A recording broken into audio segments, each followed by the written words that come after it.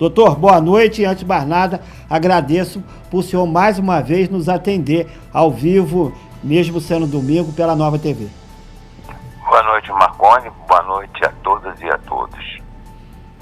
Doutor, o senhor que é médico, foi secretário de saúde, essa homenagem do 11º Batalhão aos funcionários do Hospital Raul Sertã, médicos, enfermeiros, maqueiros, enfim, a todos, isso revitaliza o espírito, né? É lógico, isso aqui é importante, porque a Polícia Militar homenageia aqueles heróis, aqueles que estão ali na linha de frente, lutando para salvar vidas, com o risco das próprias vidas. Isso é uma homenagem muito significativa e vai ficar marcada, tenho certeza, na vida de todos. Doutor Renato Abirrâmia, em relação aos estudos, né, em relação ao Covid-19, mudou alguma coisa ou ainda estamos, em relação às orientações de prevenção, são as mesmas? As orientações continuam as mesmas. Isolamento, ficar em casa. Cada vez é mais importante ficar em casa, porque é a única forma de impedir que essa curva de ascensão que já estamos vendo no Brasil possa se achatar.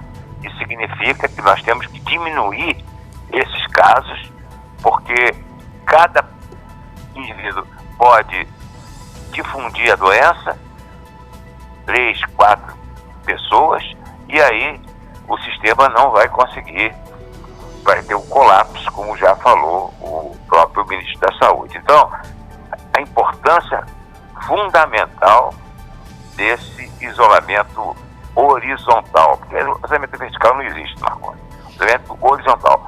Evitar ao máximo sair até as próximas 4 semanas para que se possa aí reavaliar. Mas por enquanto, nada mudou.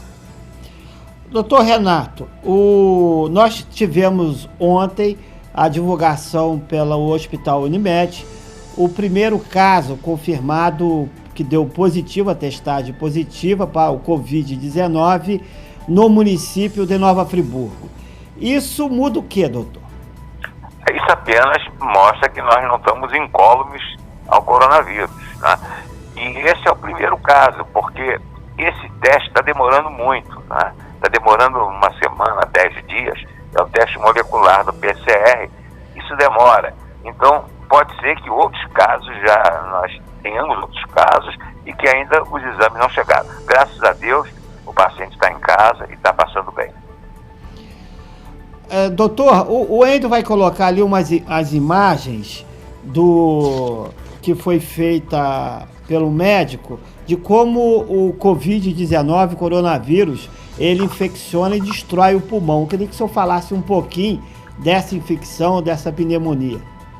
Isso é que é muito importante. A gente sabe que 85% vão ter doença leve, não vão ter nenhum comprometimento pulmonar significante, mas 15%, principalmente nas faixas etárias de maiores de 60 anos, e pacientes que têm doenças, comorbidade, diabetes, cardiopatia, AIDS, tuberculose, esses pacientes, independente da idade, poderão ter complicações.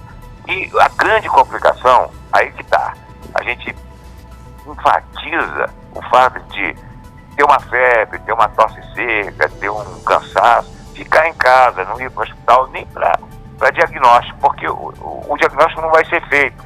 Não existe teste molecular ou PCR disponível para os casos leves. Por enquanto, estão restritos aos pacientes internados e graves. Então, ficar em casa, e aí, se houver uma piora do quadro, se surgir um desconforto respiratório, começar a ter dificuldade de respirar, aí sim tem que ir para o hospital. Porque o coronavírus leva a uma pneumonia gravíssima, Marconi. Ele leva um infiltrado bilateral extenso. Ele impede as pessoas com oxigênio de chegar aos alvéolos, porque destrói, inclusive dá uma fibrose precoce. É uma coisa que nós não tínhamos ainda ideia do estrago que esse esse coronavírus causa no pulmão, e na minoria dos pacientes, mas esses casos são obrigados a ter internação, CTI, rapidamente eles têm que ir para o respirador, entubar e ir para o respirador, vai esperar aí 2 semanas, 3 semanas, é o tempo médio que eles vão ficar com o respirador, os que conseguirem sobreviver. Então é um quadro gravíssimo quando complica. O que gera a falta de ar é o que, doutor? A falta de ar é porque o pulmão fica ocupado por um infiltrado inflamatório. Há uma inflamação no parênquima pulmonar extensa, dos 2 lados, bilateral, muito grande, né, e rapidamente evolutiva. Por isso é que dá falta de ar, e quando essas manifestações ocorrem, quando começa a ter falta de ar, e se tem que ir para o hospital, fazer uma tomografia imediatamente, porque o raio-x simples não resolve, uma tomografia que já vai mostrar os sinais que a gente já está acostumado a ver no coronavírus. E aí esses pacientes têm que ir para o CTI, têm que ser entubados, né? E aí aqueles cuidados importantíssimos, né, que o CTI vai fazer. E isso aqui é o grande problema nosso, que nós não temos leitos de CTI suficientes para atender a demanda no Brasil. Em lugar nenhum. Está também o estrago que o coronavírus está fazendo em Nova York, primeiro mundo, né? Porque além do suporte ventilatório, tem que ter o suporte hemodinâmico, tem que verificar o rim, porque pode haver necessidade de hemodiálise, e o suporte nutricional também. Quer dizer, é um caso complexo, né, dos pacientes que têm isso, que vão demorar 2, 3 semanas no CTI. Nós tivemos um caso noticiado pela imprensa nacional que um jovem de 26 anos faleceu de Covid-19. Isso demonstra também que o jovem não está imune. Ninguém está imune. Essa doença é devastadora, né? A gente tem que dizer isso, devastadora, porque a gente não tem ideia de que pode acontecer. Se começar a evoluir mal, a gente não tem parâmetros para dizer se vai parar, se não vai evoluindo, e não existe, Marconi, um medicamento ainda comprovadamente eficaz. O tratamento é suportivo, tem que deixar o paciente vivo até que o organismo consiga vencer a doença. Então, é um inimigo difícil de ser combatido. Os medicamentos estão sendo testados, a gente sabe aí da hidroxicloroquina, da azitromicina, estão sendo testados. Existem outros medicamentos, existe um anticorpo monoclonal contra o IL-6, o Actemra, Tocilizumab, que está tendo um bom resultado, teve bom resultado na China, está tendo bom resultado em outros países, e já está sendo usado no Brasil nos pacientes críticos, naqueles com processo inflamatório extenso, porque ele não destrói o vírus, mas ele reduz o processo inflamatório. É um medicamento caro, né? Mas nesses casos já está sendo usado. É uma perspectiva, é uma esperança, como também a hidroxicloroquina, né, e a azitromicina. Ainda os estudos são limitados. Tem 1.100 pacientes nos Estados Unidos fazendo uso há 2 dias. Quer dizer, não dá para ter uma ideia da resposta. Nós esperamos que seja favorável. Doutor Renato, eu falei agora há pouco com a subsecretária de Vigilância em Saúde, Fabiola Braz, e membro do COI, do Comitê Operativo de Emergência em Saúde. Eu fiz a pergunta a ela porque o presidente do Clube dos Diretores Lojistas, o senhor Braulio Rezende, enviou uma carta ao prefeito de Nova Friburgo solicitando a abertura do comércio. Ela disse que não vai atender porque não é o momento, a população está em risco. O senhor, como especialista e referência em doenças respiratórias, o que o senhor recomenda em termos do comércio? Deve se abrir ou não, já que o senhor Braulio Rezende é leigo? Claro que não.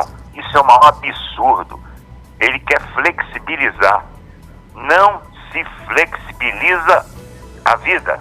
Então, foi muito boa a resposta da subsecretária e cumprimentos ao prefeito, porque realmente isso é um absurdo. Nós temos que deter essa infecção e não espalhar. Nós temos que ter essas medidas que são imprescindíveis, que estão sendo feitas no mundo inteiro. Nós aqui vamos mudar isso? Não existe isso, Marconi.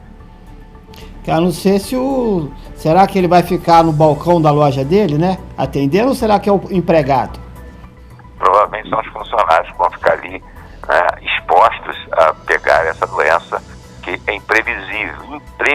Isso que é o grande problema, imprevisível. Então, a única fórmula, não existe fórmula mágica, mas essa é a única, é evitar o contágio. E para isso, tem que ficar em casa. Um sacrifício enorme, a gente sabe disso. Vai haver uma crise econômica? Vai, mas isso recupera. A morte não tem jeito, se morrer, não tem jeito. Então, nós temos que evitar a morte. Eu, como médico, me vejo numa situação difícil, porque a gente estuda tanto, e uma doença que chega de repente, um agente desconhecido, que não era tão desconhecido, porque o coronavírus já existe desde 1965, mas essas mutações, e essa principal, não foi aquela que deu em 2002, o SARS, depois teve o MERS em 2012, mas não chegaram no Brasil. E esse não, chegou no mundo todo, né? É uma pandemia. E a gente aqui em Friburgo não está livre de ter uma crise enorme, porque ninguém está preparado para receber os pacientes graves. Ninguém está, não temos respirador suficiente, não temos equipe suficiente, não temos equipamentos de proteção individual suficientes. Então, a única forma de evitar isso é ficar em casa. Doutor, que a gente não tem nenhuma dúvida, é claro que o senhor é especialista na área, o senhor vai falar bem melhor, de que se não tivesse realizado essa quarentena, esse confinamento, com certeza os números, inclusive em Nova Friburgo, já seriam alarmantes. Não, sem dúvida nenhuma. Isso, inclusive, tecnicamente já se reflete, porque em São Paulo eles fizeram um estudo que vai ser publicado, que eles já conseguiram reduzir, era de 6 contagiantes por pessoa, agora passou para 2 nos últimos dias, quer dizer, rapidamente. Inclusive, até em Nova York, a mortalidade em CD já diminuiu um pouquinho com esse isolamento. Então isso aí é apenas para corroborar uma coisa que todo mundo está vendo.